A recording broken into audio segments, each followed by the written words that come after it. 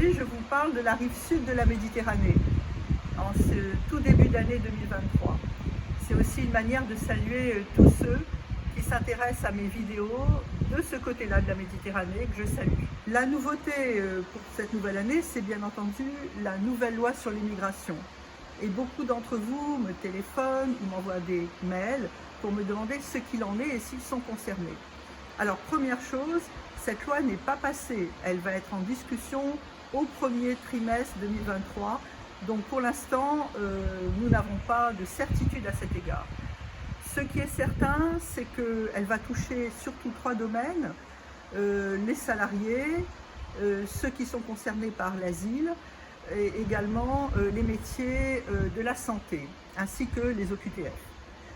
Pour la partie salariée, nous sommes toujours sous le coup de la circulaire Valls de 2012 et là on annonce quelques changements. Attention, ce sont des pistes, elle n'est pas votée, cette loi, je le répète. Mais il y a un arbitrage à faire qui n'est pas simple pour le gouvernement.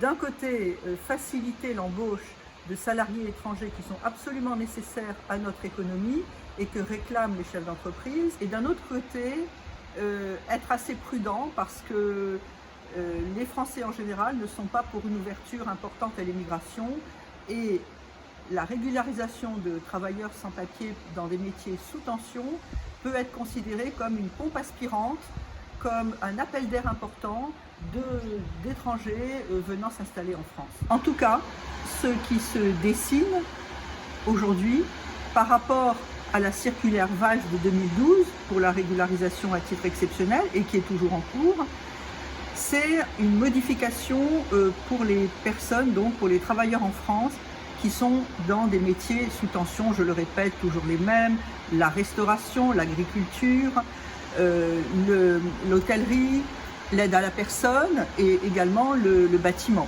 pour ne citer que cela. Il semble que le changement vient du fait que les travailleurs étrangers pourront directement déposer un dossier à la préfecture sans déposer le dossier employeur, c'est-à-dire le PAC employeur qui intégrait le CERFA, c'est-à-dire en fait une promesse d'embauche, qui intégrait le justificatif comme quoi les employeurs sont à jour de leurs obligations fiscales et sociales et tout autre document comme la lettre de motivation qui concerne l'employeur. Là, il s'agirait d'un dépôt directement du salarié sans l'employeur à la préfecture et pour l'obtention d'un titre de séjour qui sera d'1 an, renouvelable éventuellement.